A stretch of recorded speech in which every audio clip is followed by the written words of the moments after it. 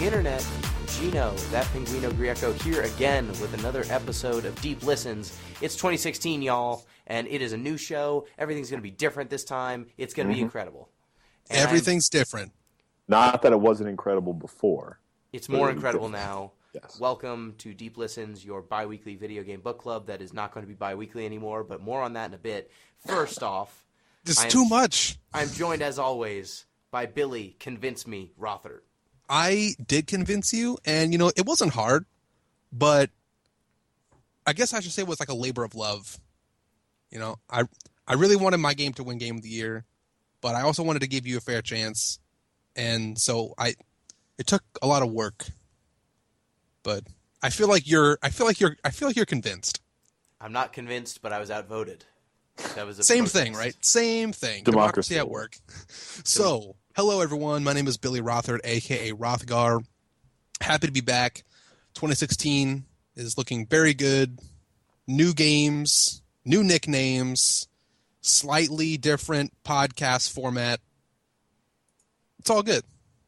The world is different than it was last year. And I am joined also, as always, by PhD candidate Pete. I hate video game stories, Busby. Mm-hmm.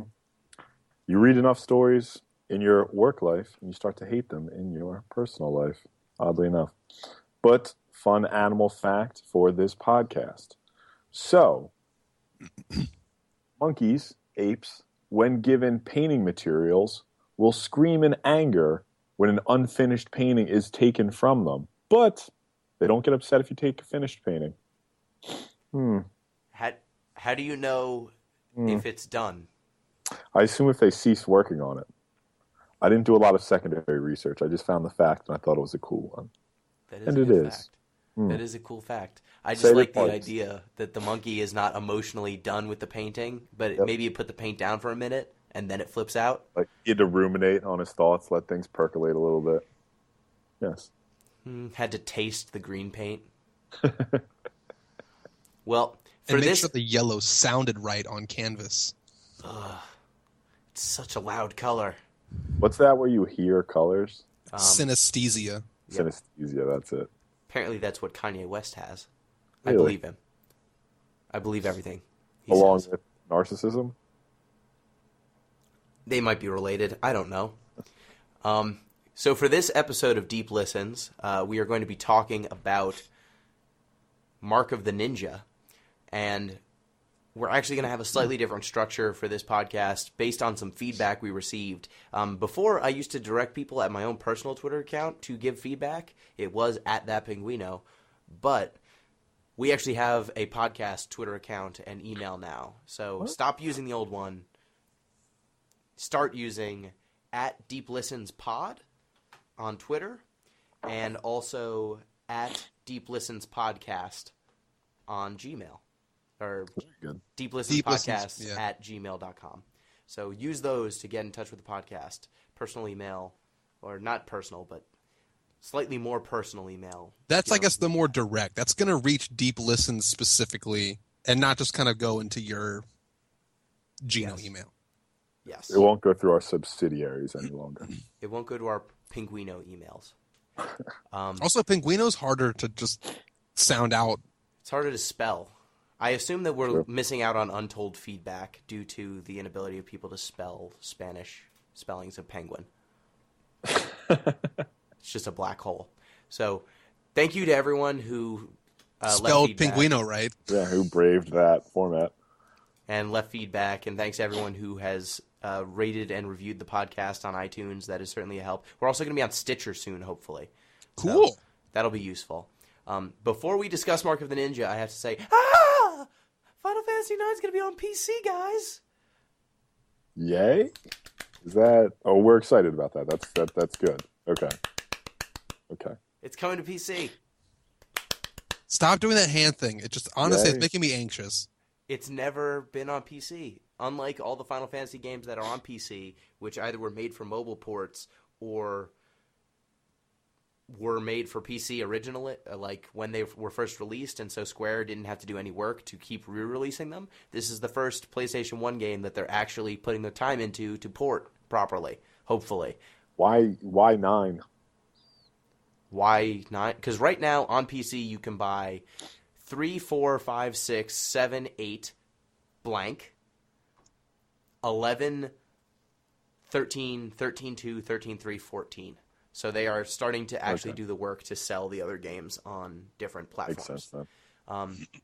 But the thing that's exciting is 9 was the most technologically advanced of the PlayStation 1 games, and they had to actually downsample everything to compress it onto a PlayStation 1 disc. So they actually had higher resolution assets than what were available in the PlayStation 1 game. So this could be the definitive version if they actually use the high-res assets instead of the ones that they smushed onto a PlayStation 1 disc. So that could be cool. Also, that game suffers from horrendous load times, and on a PC that would be gone. So here's hoping. Everyone else is excited too. It's not just me. I Not lost even a little interest bit. altogether. But you do raise an interesting question about definitiveness. But that's a question to address at a later time. Yeah, so that just increased the likelihood of us ever covering Final Fantasy IX on this podcast like 100 times. We Wait, don't covering it need more Final 100 Fantasy. times? Oh my god. I disagree. I like Final Fantasy, but we need to just chill. Billy, me and Gino discussed the possibility of turning this just into a Final Fantasy VIII podcast. We'll cover a different aspect each week. I mean, that's like a 4-year project right there. Thanks, guys. It was fun. I'm out. See ya later. Welcome to the Squall is Dead podcast, where we discuss the possibility of whether Squall was dead the whole time in Final Fantasy VIII. Is that a real fan theory? That's a fan theory. You don't want to read it. It's Dear I don't God. want to read any fan theories. bad. You don't want to read any fan theories ever. Dear God. You know what game probably doesn't have any fan theories? Mark of the Mark Ninja. Ninja. Because there's not. Let's talk really about lot a of stuff good to- game today. So I'm just going to go ahead and start introducing this game. Yeah, So go right Mark- ahead. Even Mark- though Pete picked it, you kind of were you were the little birdie on his ear. You're the Okay. resident expert. I defer to was the only... Okay, so let's just get this out in the open because it's going to be out in the open anyway. I made like top 1% leaderboards on all the levels of this game. you. Dun-dun-dun-dun. Completionist, shocker, right? Weird. Mark of the Ninja is a platforming stealth game by its architecture. What it does differently has defined like a new standard of stealth game. Everything I heard about this game before I played it said that, oh, Mark of the Ninja is so good, it's going to redefine the stealth genre. It's gonna set new standards, new high standards for stealth games. And that's what I heard before I played the game. And then after I played the game, I'm thinking, yeah, I actually buy this. Because Mark of the Ninja did some stuff so cleanly and it was just so succinct that I'm thinking this has to be my expectation for future stealth games. There's no way you can give me a stealth game and it fails in any one of these categories that Mark of the Ninja set up, and I'm going to be satisfied. There's no way. So, a little bit about the story. You are this nameless ninja, right? His name is And- Mark. Yeah, it's Mark the Ninja. No. Mark of the Ninja. No. Yeah, Mark, whom belongs to the ninja. Exactly. I'm going to call him Mark from now on. Okay. Fine. But nameless ninja protagonist is chosen by his group or clan to receive these special tattoos which will grant him superhuman ninja powers, right? So this group of ninjas is living in sort of a modern day world, but they're carrying out these tactical espionage missions similar in nature. Like if you're trying to think of some kind of analogy to how I think they're trying to do this thing, they're trying to do sort of like an Assassin's Creed, like tactically write history by assassinating critical figures. I think that's what they're trying to do, but we never actually do any of that because there's sort of this internal conflict within the ninja group that drives the story. So we see from the very beginning of the game, someone has attacked this ninja group. And it was a private military company, like weapons manufacturer, that has attacked them and tried to eliminate this ninja group. In retaliation, the ninja group decides to go after the head of this weapons company. And this weapons company is all about, super high-tech gear, soldiers that are so technologically advanced, and using... Billy, you're scratching your mic. Okay, sorry. There you go. Hang on, just 1 second. Okay, we're good. Using technology that's so advanced, they're saying that we can't be beaten. We're soldiers that got all this technology, and as the player, you control a ninja who uses, I guess by all measures, like pretty basic, primitive, like ancient gear, like swords and you got a katana. Stars. Yeah, you got some bamboo darts, some smoke bombs, maybe a flare. Yeah, grappling hook. Yeah, like basic stuff, and you're tasked with dispatching these guards in one way or another, and getting to the head of this weapons organization and killing him. Mm-hmm.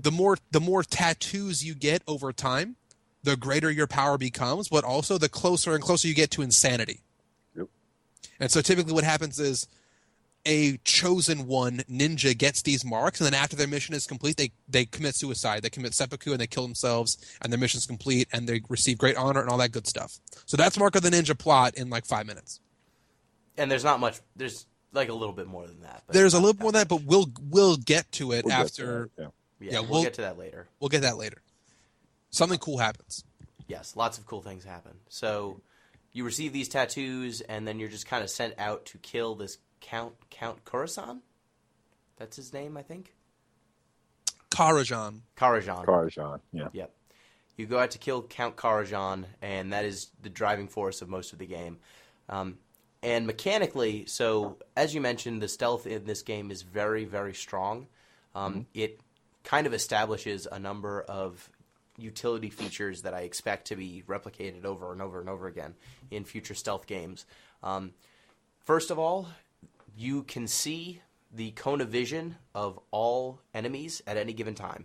True. You can perceive their cone of vision and where they would be able to see you. You also have an indicator in the top left of whether you are in light or in shadow. If you're in light, then the vision cones no longer matter. You can be seen as long as you're within line of sight of that character, as long as you're in light. If you're in darkness, then the cone of vision is all that matters. And so you have a good idea of whether you are visible or not. You also have a number of hiding spots that you can easily see. Basically, when you're in a hiding spot, you can peek out, and enemies cannot see you, but you can see them and perceive all of their movements. So you can plan very meticulously. On top of that, you have almost full range of motion. When you jump, you can cling to walls. You can cling to some ceilings. You can maneuver from walls to ceilings and to the ground. And the button presses are very, very methodical. They allow you to... You have to press a button to get off of a wall or to get off of the ceiling. It's not just holding a direction. So it's very hard to accidentally do something in this game. Yeah, I like that a lot. It's very hard to accidentally fall off a surface or go a little bit too far. Everything's sort of like all the levels are built to be in favor of solid play. Mm-hmm. Yes, and everything's so methodical that it allows someone who is trying to be precise with their motions to do so with very little risk of execution causing a real problem. And as the game introduces more mechanics, for example, there are dogs that eventually come out. That can smell you. Can smell you, and so you get an indication of their cone of smell, or I guess it's not a cone; it's a sphere of smell. A sphere, a circle. You've got that at certain points. If you are seen there or detected or enemies think you are somewhere, there's an indicator like a yellow circle where enemies think you might be. And as long as you're not in that area when they go check, then you know that you're safe. You also can use things like flares and smoke bombs and different ninja tricks to direct enemies. And most enemies, you know exactly how they're going to respond based on what kind of stimuli you give them. And it's that level of knowledge and absolute certainty in how your actions are going to be perceived that makes this game so unique. Like when you make a sound, you can see the sounds radiate out from your character, and you'll know exactly how many enemies you could possibly be alerting with your sound. And important to note, a lot of those things, I guess this is sort of a side note, but sort of to wrap up this discussion about those particular mechanics, like these environment and noise making and I guess like spacing mechanics, they're great for the new player to sort of get a feel of how the flow of the game's going to work. That there's a lot of spacing, a lot of positioning and stuff. This game actually has like a New Game Plus, and a lot of that stuff is turned off in New Game Plus. It's like hard mode. Oh, So a lot of like the sound bubbles, you don't see those anymore. Like you don't see the little rings of sound that your footsteps make. So you don't know how close you can possibly get to hear a guard. Like for example, I would abuse that. And if there was like 3 guards walking in a line, I would like run and have my sound bubble just hit one of them, and like the guy in the back would turn around and like the other 2 would keep walking. So I'd like split up groups that way by abusing the sound that my foots could make, because my footsteps was actually one of the longest range sound makers in the game. Yes, running is one of the easiest ways to distract guards. Yeah. Mm-hmm. Which is another pretty unique mechanic in this game, that running is not used necessarily to get places quickly so much as it is used to manipulate enemies. And I don't know if the game intended that to be the case. That's certainly what I did. Yeah, a difficult question to answer either way. But yeah. But I think one of the best ways to think about this game, or at least one of the best ways I thought about the gameplay, is that it's a stealth as puzzle game.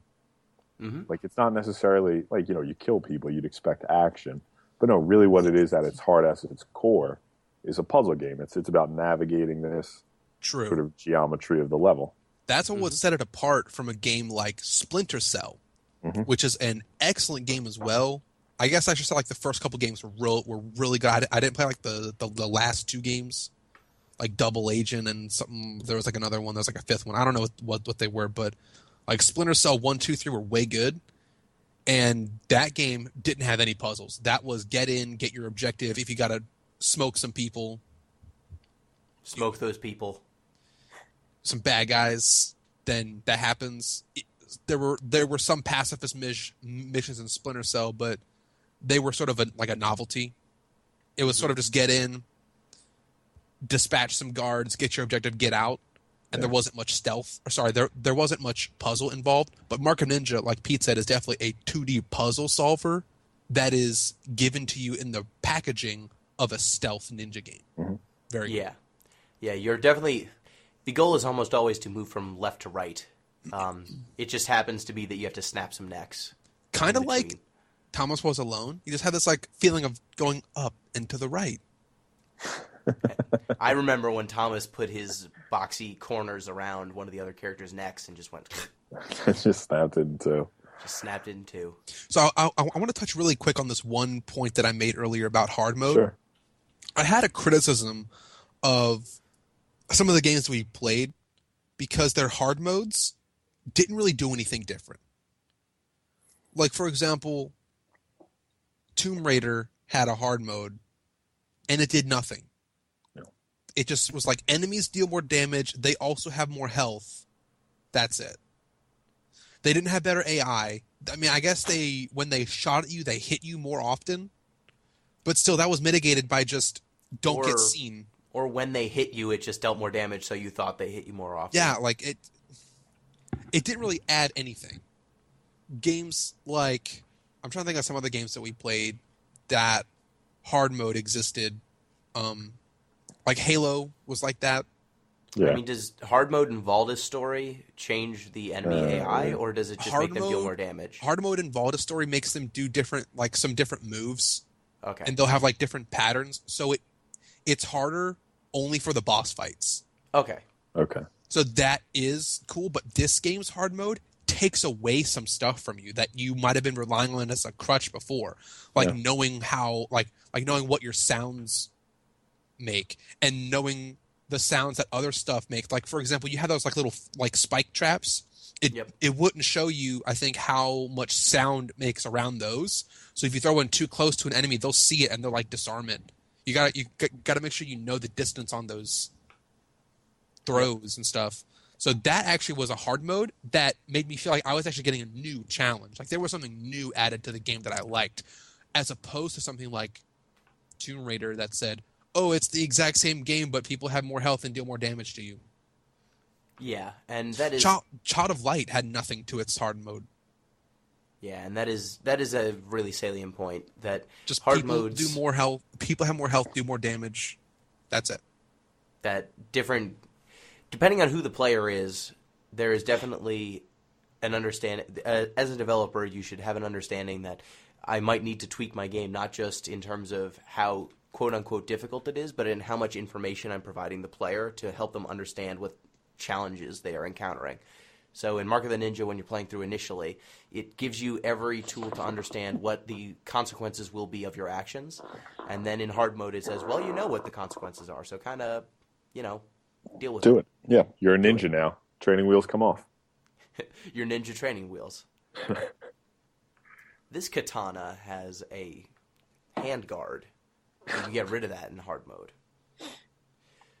Yeah, so why don't we then start discussing some of the actual play styles that this game encourages? Because there's not just snapping necks. No. There are other ways to get through this. You can kind of go through stealthily. You can go through snapping as many necks as possible. You can try and terrify people. And the game tries to highlight those different play styles by giving you challenges on every level. Yeah. Every level will have 3 scrolls, which will give you some haikus and some story. They were haikus. Gives you a miniature level. They looked like haikus. Yeah, I didn't bother counting, but it seemed like they were supposed to be. They weren't haikus. They weren't? They weren't. Wait, were they in 5.7.5? Some of the early ones seemed like it, but I didn't count syllables. Yeah, I didn't bother. Whatever. It's haiku-esque. Some poems. Yeah, close enough. Some poems about murder. It was more like the origin of the story and like the origin of the group. Yeah. And then, so every level you could have a maximum of 9 honor points, and you used honor to unlock your different character powers. And so 3 of them would be locked up in scrolls. So if you got 3 scrolls, there's 3 honor points. You got a maximum of 3 honor points for your score. So you get score for killing dudes, for being undetected, for not raising alarms, for not killing anyone. You get a big bonus at the end of the level. And then you also got 3 potential honor points for doing challenges, and each challenge corresponded to a different playstyle. So there's one playstyle that's represented by like an Oni mask, like a demon mask, and it's usually done for like, you receive them for terrifying people or doing something that was especially terrible, like maybe killing a guard and stringing him up on a lamppost and then horrifying other guards by having them see that strung up guard. Or you could have objectives like a koi fish, that's more the stealth route. So maybe if you get through an area without being seen, you achieve that. And so it really highlights these different ways of getting through the game and incentivizes you to try each of them instead of just being shoehorned into 1 or 2, or maybe becoming complacent and sticking with one. I will say, if you want to get a top 1% leaderboards, there is only one way. Is it killing everything? Yes, but it's not because of the killing part. It's because of what you can do with a body that gets you more points. Yeah, it's the point values. You can hide a body. You can terrify people. Hidden bodies give you more points. Terrified guards give you points for terrifying them. Friendly fire gives you more points than just killing them. Special kills give you more points than regular kills. Like if you kill a guy through an air duct, you'll get like a special name for that kill called Prowling Spider, and it's worth 200 more points than a regular kill. And you get an additional 250 because when you kill someone from an air duct, you pull them into the air duct and then hide them in one fell swoop. So you get like 800 points as opposed to 400 for killing a guy regular assassination. It's just great. Or 200 for killing them in a peasant's death. Yeah, if you just like punch them in the face until they're dead, not stealthily at all, you get like lower points. And can I ask you guys, did you actually ever use that? Peasant did. stuff. I mean, did. Yeah, if I like messed up the assassination so badly that Yeah. I was seen. Sometimes I just said, I'm not going to get maximum points here, but whatever. I'm gonna Every run to the time right. that happened to me, You reset the game. reload checkpoint. He deleted it, bought it again, just No. in case. One thing I found the stealth gameplay to be the most rewarding, like trying not to kill anybody. So I was I a little did annoyed a little bit of that the both. point values. Yeah, but I was annoyed that the point values were so much obviously superior if you did kill everybody in the most gruesome manner possible. Now, Which I guess, there's an added. There were ways you could get a lot of points by not killing anyone, but I think it's like the points that you can stack on top of one another get better and better the more you can reuse the same body. Like, body. I guess now it sounds weird to say body, but like, what things you have available to you, what point generating resources you have available, the more efficient you can be, the better. And like, if you don't kill a guard, you can get 200 or 250 points for being unnoticed by them, and then like another 150 for distracting them. Sorry, I think it's 150 for being unnoticed if you pass by them unnoticed, 150 for distracting them, and then I think you get 150 if they pass by another dead body and don't notice it. That's 450 or something like that. Like I don't know, but you just get more than that just for killing one guy in a cool way. Yeah. So I feel like the developers could have incentivized us to be stealthy if they made it the same point values for stuff. Yeah, and that's the big problem. At the end of the level, for getting through without killing anyone and not raising any alarms, if you play as stealthily as possible, the bonus you get, I believe, is like 8,000. 3,000? I'm pretty sure it's like 3,000 to 5,000. Yeah, it depends on the level. I think it stacks up to 8,000 at the very end, but I think it's 5 for this part. But that doesn't offset. No, that's 10. That's 10 guards. It's 10 guards, and in those levels, there's like 30 or 40 guards. Yeah. So it actually, the numbers never line up.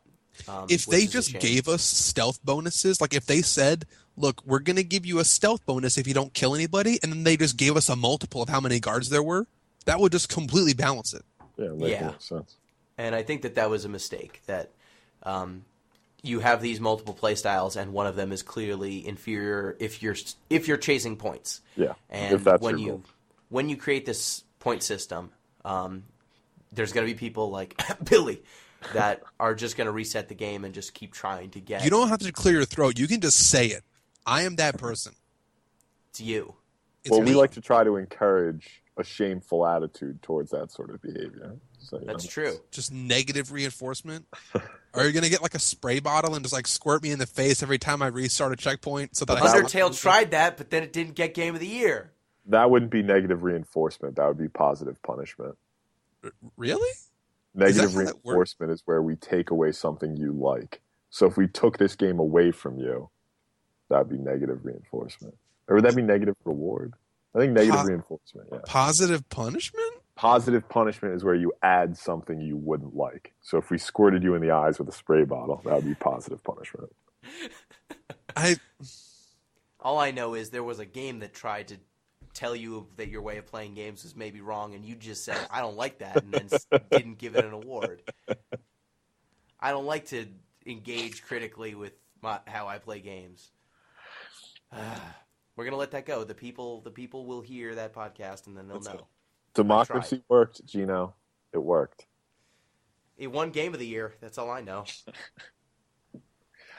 So this game, so once you actually start experiencing the different playstyles of Mark of the Ninja, you start to unlock these different outfits that complement those playstyles. So if you complete 3 terrorize activities or like seals. Challenges. They're called seals. Okay, the seals. If you complete 3 of them, you unlock a terror outfit. I think it's like Path of the Demon or something. Path of the Demon. Is that Path it? of Nightmares, yeah. There's Path of the Hunter and Path of Nightmares. Those were the two that intrigued me. I like Path of Silence. I only used Path of Nightmares. Billy, what was your favorite? I used the regular one throughout the whole game, but if I had to, if I had to pick one, okay, yeah, like Path of the Mark doesn't really count because that's the one that gives you like the teleport. I think Path of Might was garbage.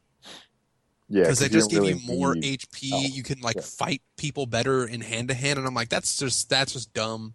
I would never use that. That seems like the speedrunner's outfit. No, the speedrunner outfit. Because you can run without making noise. Yeah. But Path of Might, you don't have to care if they find you. You just run through it because you got all the health in the world. Maybe. Or maybe it's Path of the Mark because then you just teleport everywhere. Who knows? But I like Path of Nightmares just because what it gave you was... every dead body automatically terrorized people. Yeah. Yes, every dead body. You lost your distraction item, but who cares? I never use them anyway. And then every dead body terrorized people. So I would just kill one dude and then just throw his body into a crowd of people. And they'd all freak out and shoot each other. And then I'd kill the last one. Also, terrified people can't raise the alarm. True. That's good. Once I terrified a crowd, I didn't have to worry about raising an alarm. The only problem with Path of Nightmares is later on in the game, there are certain elite enemies that cannot be scared. Yeah. And then all of a sudden, my outfit stopped working because the characters who were vulnerable to it just stopped existing in the world. See, the robot we had to ninja? do... Yeah, the robot ninjas don't scare. Okay. And the elites, like with the shotguns and the burly Yeah, muscles, they don't scare either. they don't But scare either. you can scare the regular guys and then make them shoot the robot ninjas and shoot the elites, and friendly fire is the way to go. That is true, yes. But later on in the game, those regular enemies just stop being in the world for the most part, especially the last half of the game. Like the last quarter, those enemies just stop existing. And at that point, all of a sudden, my Path of Nightmares was not as fun. So, Pete, why did you enjoy the Path of Silence? Well, because like I said, I found the most rewarding to be trying to avoid as many people as possible. And Path of Silence lets you run silently, so you can get in and out a little bit quicker. And if I'm not going to kill people, I don't need the sword anyway. So I might as well have the extra items. Yeah.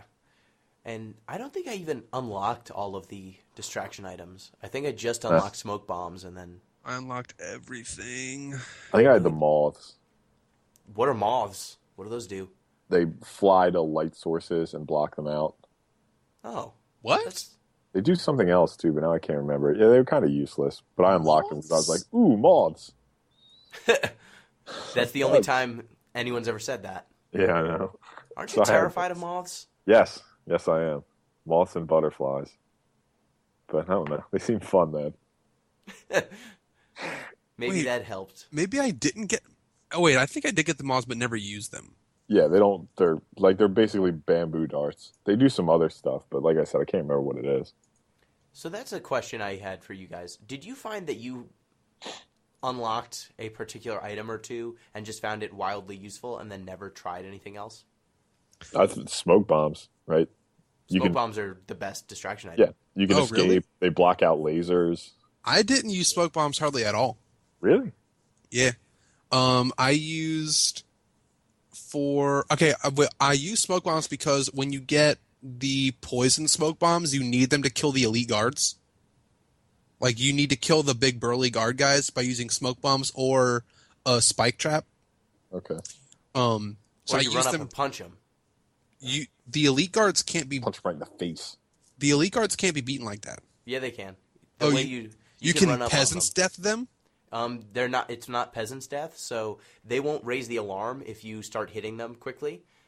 So you run up, fight them hand to hand, and then they'll get into a stunned state, and then you kill them. Oh. All right. Well, that's just the worst way to play the game. I got the same amount of points. That's very. You didn't, because you're not top 1%. Oh yeah, are you top 1%, Gino? I mean, that individual neck snapping gave me the same amount of points. We are we are the 99. That's true.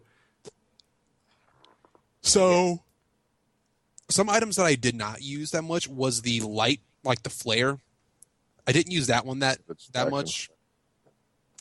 I didn't use the devouring insects. Oh, I loved them. The ravenous insects. They were fun, but I just found that making a body disappear made me have one less tool to use to potentially get through a level.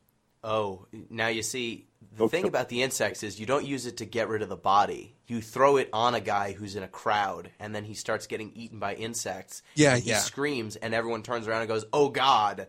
And then they're all terrified. That's true. That was fun. That is But see,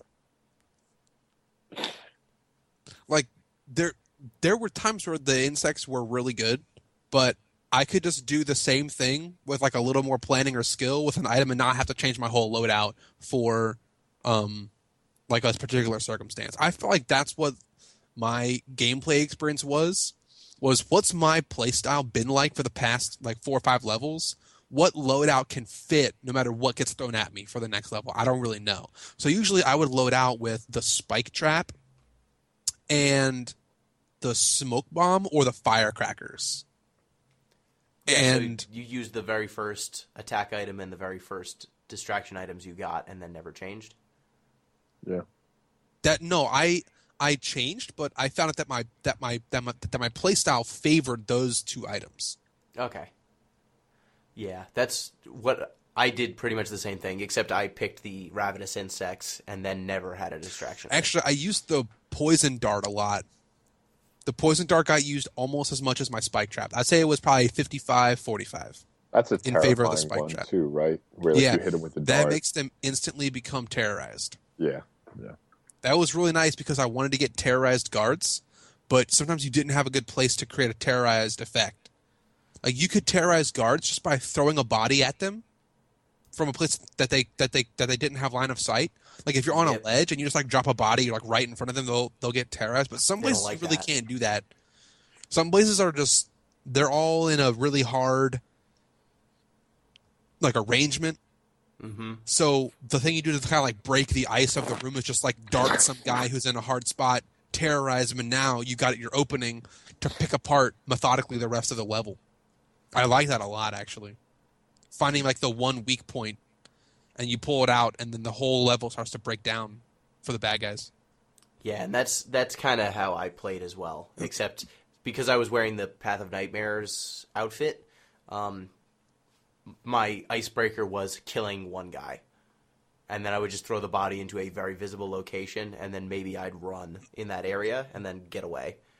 And then at like the last few levels, I found that killing one guy resulted in, I think, like 4 or 5 people being terrified and Just killing 'cause themselves. they're I just heard cash registers, just points everywhere. Just like you wouldn't even be on screen. Nope. Or like they wouldn't be, but it's like somewhere else you would just get points because some guy freaked out and shot a bunch of bullets into like a hallway, and one of his buddies was there and he's dead. Yep, and then one of them would step on a mine because they were terrified, and then someone else, then they'd become a dead body, so someone else would be terrified. And just the chain reaction. I cleared a room without seeing any of the people die, which was pretty fun. You just did one thing and just left, and just chaos ensued in your wake. Yep. Chain of death spread out. Chain of nightmares. Yeah. Way more points than not killing anyone. Yeah. So, should we discuss the story a little bit? Well, yeah, just sure. Before we move past it, just shout out adding those costumes. Great idea. Changes the gameplay, gives you a reason to play through multiple times. Excellent touch by the game designers. Yeah, I liked it. I mean, I think there were parts of the game where I switched costume to have like 2 stealth items or 2 attack items.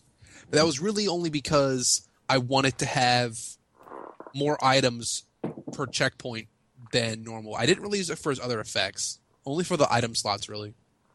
And I guess it's worth mentioning these, as you need to unlock each of these outfits, and by virtue of the fact that there's only 3 seals per level, and you need 3 seals of a given type to unlock the outfit corresponding to that type, if you're only playing on a single playthrough, you'll only have access to alternate outfits for maybe the second half of the game at the earliest. Yeah. And so you can't really experience what it's like to play the entire game with one of those play styles without playing the New Game Plus.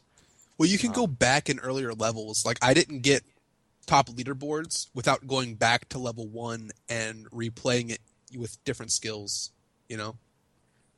You had Yes, to go back to the early levels with your late game loadouts to get leaderboards. Yeah, and that's again, it's encouraging replayability, but some of it is at the expense of the experience of a single playthrough. Because if you're playing just start to finish, all of a sudden, the second half of the game is just you get this huge tool set. And what I noticed was, in terms of level design, the last few levels. So I don't know if you want to discuss some of the story and some of the twists and turns, or some of the mechanics here, because the later half of the game. We've been pretty heavy mechanic so far. We could just keep it mechanic, and then after the break, we'll jump into the story. That way, it'll be sort of consistent. If we're going to cut the podcast into sort of 2 parts. Okay, so So my big thing was the second half of the game. You start encountering different enemy types, especially the last 2 levels. So it's probably like the last 4 levels that the enemies really drastically change. Yeah. And in that time frame, you get robbed of your abilities and your outfits temporarily for I think 2 full levels. You don't have the ability to kill. It's a while that you get depowered. And it was at that moment when I had actually finally acquired everything that the game then took it away from me. And it makes sense if you're going to encourage people to replay, because then they're going to get the experience of having all of those tools from the start. But if you're making this natural progression and expecting that your average player will play 1 playthrough to completion and then stop playing, that's kind of a bummer experience for them, that finally when you've got all of your equipment and you're good to go, you never have a normal stealth experience again from that point onward. That's true. I had a small problem with that, and only because I found it to be pretty cliche in games. I mean, there's so many games that do that, where you get a sweet loadout and then, oops, we take it away from you. And I think one of the ones that annoyed me the most recently was, I think it was Legend of Zelda Skyward Sword, or it was Twilight Princess. I can't remember which one it was now that I think about it, but it was one of the recent console Zelda games where they did that twice, where you had to, you got captured and you get taken to a place and they take all your gear back and you got to go find it again in some base camp or something. They did it in Wind Waker too. There were parts of the game where you would get captured and they take all your stuff, so you got to be stealthy. And that's fine, because it adds a new layer of gameplay for a little while, and it's temporary, so it's kind of cool that it changes things up. But at this point, I'm thinking it's just kind of, it's it's been done, so don't make me do that. My biggest concern with it, if they had those forced stealth moments, and when I say forced stealth, I don't mean you have to play stealthy because the game asks you to for a challenge. They take your ability to kill away entirely. Yeah. You can't engage in combat for a while. And if they had done that at the beginning to show you the benefits of the stealth route, so the Path of Silence, and showed why you might want to approach the game that way, that'd be one thing. But they did it in the second to last mission. And so by that point, I had already kind of come to my conclusions on how I want to play. And it was weird to have all of my investment in that playstyle be taken away from me. And I don't think that that's necessarily a bad decision on its face if you're assuming that your players are going to replay the game and they're going to start over again from the start and then get to experience 99% or 90% of the game without that conceit built in. But as someone who plans on playing this once and saying that was a great experience and being done, it was kind of a bummer that the moment of apotheosis, I don't have all the skills that I thought I would have. Big word. That's all I got from that. Yeah. Apotheosis. Whatever. Whatever, scholars. I mean, it's because, obviously we're probably familiar with what's going on here, but it's just that problem that you have where you want the game player to feel like a badass, right? Man, look at what a cool ass ninja I am. But then at a certain point, that just runs the risk of you just storming through entire levels with your shiny new toys and abilities. So, what's the easiest way to correct that? Take them away. But, we've already outlined all the problems with it. Yeah, and when it comes to the power fantasy thing, we talk about this all the time, but in this game, the enemies felt more like marionettes or more like speed bumps, like mechanical speed bumps, than people, in a way that very few games do, at least this explicitly. Like, when you're playing through the first time, you see people's vision cones, you see everything they can hear, you see where they think you are, and at a certain point, they might as well just be a hitbox, because they act so unlike humans. Other than the few moments when they are talking or to each other, even when they're talking to each other, I was mostly thinking about, okay, how am I going to sneak up behind this guy and snap his neck? Yeah. Not so much, oh, these are people that I am wading through. And I think that was a really interesting decision, to abstract your enemies. Like, every guard looks the same, every dog looks the same, and I understand that there's an animation requirement. You're not going to spend all the time to animate a whole bunch of different character models, but it did make the sense that it did desensitize me to what exactly I was doing. Like, at a certain point, I was doing the hanging execution where you hang down on a chain and string a guy Hangman's Hymn. Yeah, Hangman's Hymn. I would do that just because it was the most points, and I'm like, just stop talking to your buddy and walk over here so I can string you up. And then when I do that, everyone will be terrified. And, like, mechanically that's interesting, but if you're trying to treat this story with weight and treat killing as though it matters, which the game kind of, it leans that way in the very, very end. Well, I think, Gino, it's definitely a fair criticism, but if, we're just sort of giving the game the benefit of the doubt here, could we say that, given you're playing a master assassin, somebody who's been trained from, let's assume, childhood, to be a killing machine, does it make sense to depersonalize these enemies as much as possible, right? The individual protagonist you're playing would himself depersonalize these enemies as much as possible. Yeah, and I think that's the answer defense to that criticism. Yeah, if you want to know one.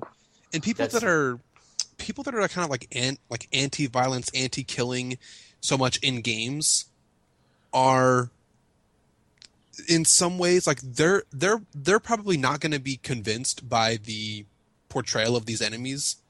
They're going to say, no, that's a person still. Like, they shouldn't be killed. You should have less killing in games because it's just a bad, I guess, like, theme, right?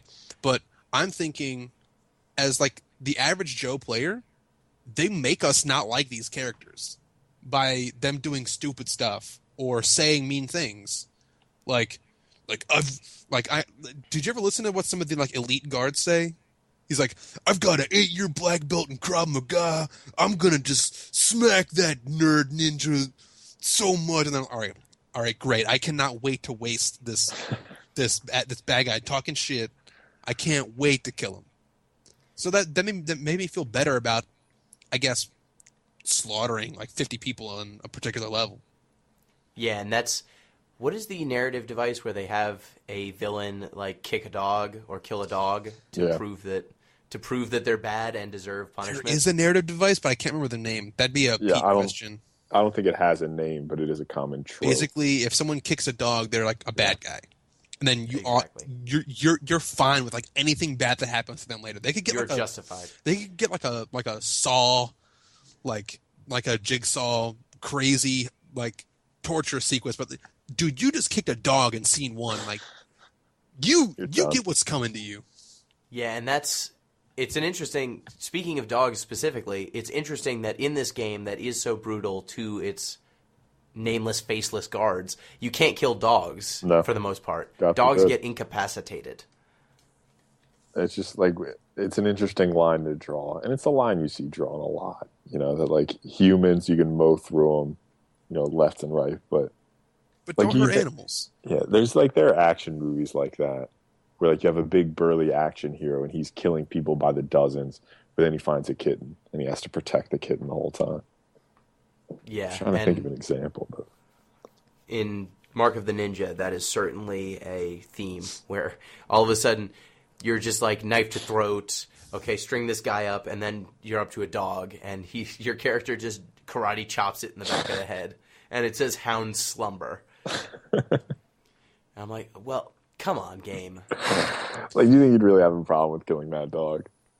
Not only would he have a problem with killing that dog, but like, why then do I not have the option to incapacitate these people? Yeah, right. I You wish do you that did, karate and stuff. interesting to know, in the DLC you Yeah. do, because you get like a special costume that Half takes of your wisdom. sword away, and then you get like a stealth kill, but it's not a kill, it's like a stealth incapacitate. You do like the same thing to the guards, but you have to get that in the DLC to Is go. it mechanically exactly the same? Yeah.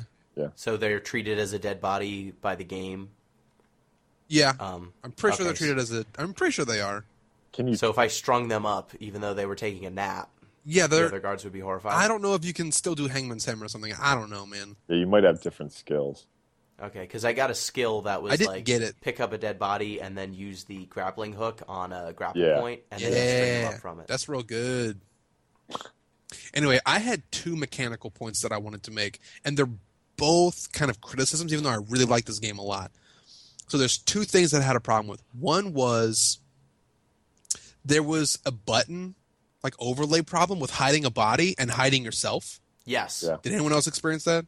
Every time I tried to hide a body. Yes. So you have, like, you push a button to grab a body, and you push the same button to stuff it into the hiding spot, but you also press the same button to you yourself hide.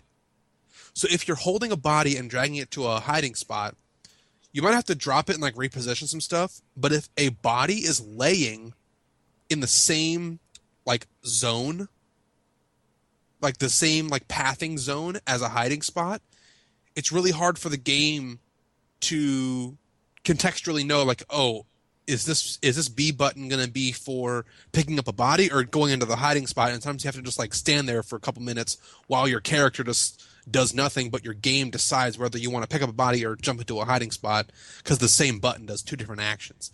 That was one mechanical thing that I had a problem with. It really never made that big of a difference for my gameplay, like for my score and stuff. It just slowed me down. Yeah, it's a little annoying. It's Yeah. not a frequent issue, but when it crops up, it's annoying. It just really bugs me. I mean, it's just like that could have been solved so easily by making it two different buttons or something. I don't know. They only have so many buttons to work with, so it's not really necessarily an easy fix, but it is an issue that it cropped up in my Yeah. playthrough as well. One other mechanical thing that I had, and I'm sort of torn on this, was you get a special ability called Farsight, Yeah. Yeah. which is like you sort of like hone into your environment and you get this sort of infrared wide area around you where you just sort of sense everything. And it was really cool when I first got it. I was like, man, this is sweet. You know, I love Farsight. It can help me see through like walls, but not really see, but sort of sense what is going on the other side of a door or further in the level where I can't see or if it's really dark. But what ended up happening was I would just use it so much that my pacing got thrown off. Like I used to have a really solid rhythm in the early levels, but then once I got Farsight, You couldn't help yourself from I using couldn't it? help myself from just using it like every 5 seconds. Yeah, it'd be go, stop, go, stop. Go, stop, go, stop, go, Yeah. stop. And I mean, I think I would have enjoyed the game more if they just didn't give me that ability. Well, if you just played like me and said, I'm never going to use Farsight, then maybe you would have had a better time. But as a completionist leaderboard crawling up player, like I needed to use that for certain He things. needed to see far. Like Farsight was so important for when you were in the middle of multiple enemies and you couldn't see where they were and you had to like jump a very narrow gap between some of their vision and stuff to like get through, to get a better position, to get better points. Like it was necessary in some parts of the game. It was necessary for some of the puzzles, like finding out what switches were right, because you could use Farsight to sort of sense where mechanically things were connected. So you could like pull the right levers and like hit the right buttons and stuff to solve puzzles. But it ended up slowing me down a lot in regular game mode. Yeah, and that's that's another good example of stealth contextualization and information display is Farsight. It lets you see where all the electrical quote-unquote elements are in the game and how they all tie together. So that's another great way to display information to the player. And I think that Farsight issue is a problem that has cropped up in the Batman games as well. Like Gotham. Detective Vision. Yeah, like Arkham Asylum. Arkham Asylum, that's it. Yeah. Yeah, the Arkham games. Arkham Asylum specifically, I remember this being a pretty ubiquitous critique. That was the and first it was one, one right? that I noticed. Yeah. Arkham I think City you have was the Detective. Yeah, you have Detective Vision, I think, in all those I think games, you do, quote-unquote Detective Vision. You do in When Arkham City. I know that. And when you use You Detective do in the Vision, first one too. Yeah. when you use it, it presents this like blue, the same sort of display, like blue with things that you need highlighted in like orange or red. Yep. Key interactable objects, basically. And Exactly. enemies with weapons. And so when you use that power, it let you see enemies through walls. It let you see exactly what weapons they had. It let you see things that you needed. And so to play the game properly, if you want to get as many points as possible or progress smoothly, the right thing to do was always to be looking at Detective Vision. However, those levels were incredibly detailed, and the color and the atmosphere were super important. And because the right thing to do from a gameplay perspective was to see through all of those things and turn them translucent, all of a sudden you ruined a lot of the mood just because the utility of Detective Vision was just too strong. Same thing happened for The Last of Us. I played in The what Last of Us in Joel like sense mode as soon as I Yeah. got it. Hearing vision. Yeah, you basically just put your ear to the ground and you can hear the footsteps of everyone around you. But what it does is it does the same thing, makes it sort of black and white, and you lose a lot of the atmosphere. You lose basically everything aesthetic about the game except for Enemies walking around. like the enemies. Yeah. Yeah, and so it's this weird trade-off between utility, information, and atmosphere. And it's a trade-off that a lot of games make. And I understand why it makes the games more playable, but it also, maybe someone will figure out a way to make a compromise here that doesn't result in the look and feel taking a hit for usability. Like maybe give it like a cooldown or something so you can't spam it, or maybe just don't make everything translucent. Maybe do a highlight around enemies or highlight around things without washing out the color There saturation. was a game that did that very well. BioShock does it quite well. BioShock does, but some other game does it really well too. Things you need have a sparkle. Yeah, they have a sheen to them. Yeah. And anyway, like that's a really good point. I didn't think about it that way, but it did take away the aesthetics for me too. Yeah. So we have reached a break point. So before we would just say, here's a break and we'll be back in a bit. This time we're going to try splitting up the first half of the podcast and the second half into two separate smaller podcasts. So if you want to shoot some feedback, we're not going to obviously be able to get to the feedback of part one in part two. But if you only listen to part one, here's our feedback options. You can hit up at Deep Listens Pod on Twitter or deeplistenspodcast@gmail.com. This podcast is available on iTunes if it's more convenient for you. You can also, we should be on Stitcher soon, hopefully. Billy, Pete, we'll be back in a bit for part two. Say temporary bye to anyone. Actually, you know what? Don't say bye, because people are going to stay. They're going to listen to part two. They Damn are right going to they listen will. to part two. Yeah, it's good. You guys should hear it. So in part two, we're going to dive a little bit deeper into some of the high score stuff. We're also going to dive deeper into the story. We're going to spoil the story. So if you want to hear our interpretation of the full experience of Mark of the Ninja, please stick around for part two. Thanks for listening. Peace!